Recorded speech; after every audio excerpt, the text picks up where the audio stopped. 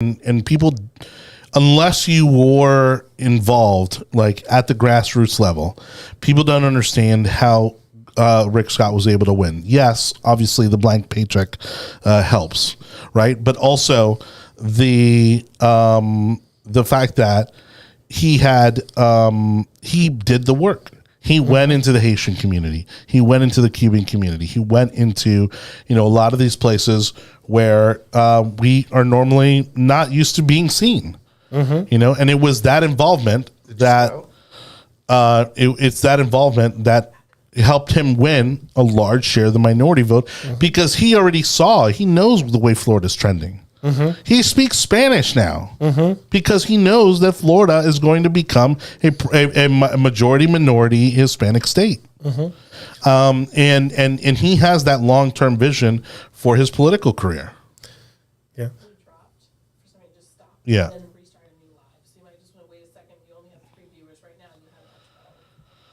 Okay. We're coming back up. Yeah. Sorry, everyone, for the technical issues that we're having. I think I heard we'll piece thunder together a few minutes ago. So I think it's raining outside. So one thing, example, and I'll be very brave, and I'm jumping off the plank on this one. So Mayor Castor's campaign had a huge Hispanic support. Yeah, a grassroots. They did. Maybe they did. I don't know her advisors and the people that are up there. No, look, a lot of people went to bat for her. That surprised me. Yeah, a lot of people. A lot of conservative, Republican, Hispanic leaders went to bat for her. That's really surprising. Because it's almost like we got the nod from the Hispanic leadership. Yes, that she would be someone that we should focus on and that we should vote for. And honestly, hindsight 2020 right now, it made sense. Listen, could you imagine having someone that was going to croak 2 months into the job and having that situation? So I helped. So you guys would appreciate this. I helped her sit down. I organized her sitting down with the people from Casa Cuba to sign the agreement that she would not allow a Cuban embassy in Tampa. Right, and that was a huge deal. So that was between EJ. Yep. I brought EJ. I brought Norma Reno. Yep. I brought Casa Cuba, and I brought the mayor. And mayor by herself sat down. She agreed. And I know the mayor, and I see her, and I see what she wants to do, and I see her. That's why I support her, because she's the way she is. That's why Republicans have supported her, because she's not irrational. Now that she's mayor, the Hispanic community is very content with her showing up for pictures, and that's it. Yeah. That's not enough. Yeah. She needs to hear the input. We're complaining quite a bit, and we're saying that a lot of things are not being done. Right. But as soon as we show up with, the Hispanics show up to her, they're starstruck. Oh, hey, mayor, or she made it. Yeah. Oh, and then they don't want to ruffle the feathers or ask the hard questions. And they don't ask the hard questions. Yeah. Listen, we need you for this. If you don't direct, and with Mayor Castor, this is the truth. You have to hit her with the truth, face on. Right. And she's not afraid of it. She'll make the pivot, and she'll tap her people, say, hey, we got to listen to and this. This is what we so she went to a log cabin event, and we had questions, and we asked, we had very large conversations. She did? Yes.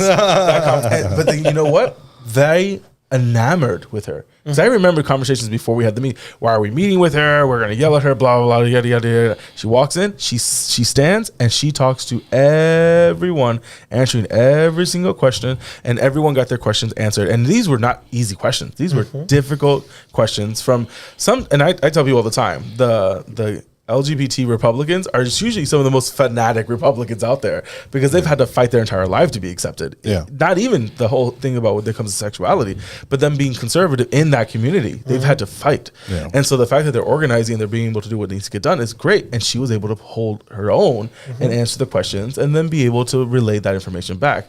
I agree with you that she's not, the mayor elections are until March of next year. I don't think she'll kick it into high gear until later on, because everything is now state and local. Probably not until after the general elections. Correct. The midterm elections. And that's the thing. And people don't remember this. The first quarter of an election cycle for Tampa is so hectic because there are so many events and there's only a very limited amount of time to get people on ballots, to get them registered. So it's good. It's a big leap from November 7th to March 14th, I I think it is. Well, and I'll say this, and it's not a reflection on necessarily my opinion of Mayor Castor, but it's actually more of a reflection that I think is going to be changing soon. But the truth is that we don't really have a local bench for politicians. Buckhorn kind of came out of nowhere. He was on the city council, I think. Like, a lot of people thought he was a long shot. Happened to win, because again, he was the only fresh face that was running. I mean, it was like Rose Ferlita, and it was, it was like all these people that had already been there, done that. And it's like, and the one thing that I've always felt that has been holding Tampa back as an emerging city has been that fresh new blood, of people that are going to represent the community. Castor's part of that. I mean, she was police chief, but again, she's a new face politically. And I think that was part of the, Straz, again, I think was seen as too much of an elder kind of man of the community, again,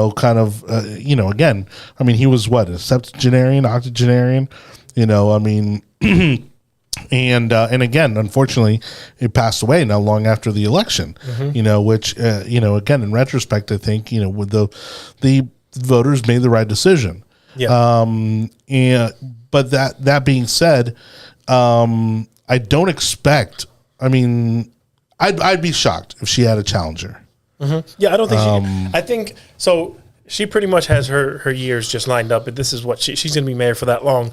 The part that my biggest fear, we have, and I'm going to go again. I'm going to be very straight with this. We have a lot of those younger faces in Tampa that are politicians that are yes men and yes women. They are political simps. Yes. Political simps. And you've had. But let me be clear. I'm looking at, I'll look at the city council, and there's maybe one. I'll say there's one, and I'm not even going to say who it is. It's one. Yeah. But there's there's only one person I would be okay seeing as mayor. Correct. There's one person, literally. And the problem is this: you bring up an issue. If you bring up a partisan issue to Janet Cruz, you could have a full room of red, and she will put on her football gear and she will stand. And that's Republicans respect that. They, even if you're a little bit off of what I believe, but I respect that you had the balls to stand against. Yeah, sure. The Democrats,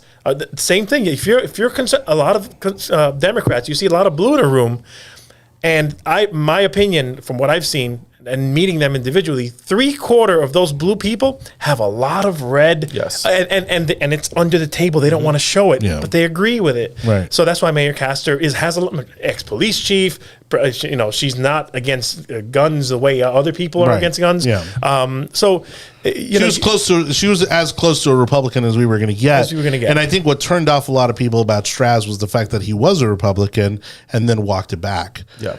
Because he was too afraid of being labeled under, again, the Trump wave. Yeah, the current mayor that we have is the quintessential Tampa politician, that you are on paper a Democrat, but you almost govern like a Republican.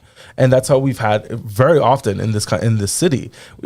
Senator Mendez, Buckhorn was very business friendly. Yeah, Martinez was a Democrat when he was mayor, and then became a Republican, and then became governor, a Republican governor. So that's something normal for the city. Which again, I don't understand how that's even a thing. Half the city council right now was a Republican before they ran as a Democrat. Yeah. And the thing I'm having now as a problem with the city council is that I don't trust any of them.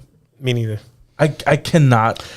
Well, I have my individuals that I do trust. It's one thing. The majority of them I do not trust. It's one thing to come and tell me, you know what, a Republican can't win a city council election, and they'll say, all right, I'll disagree with you, but I understand that it's a lot easier to get elected as a Democrat.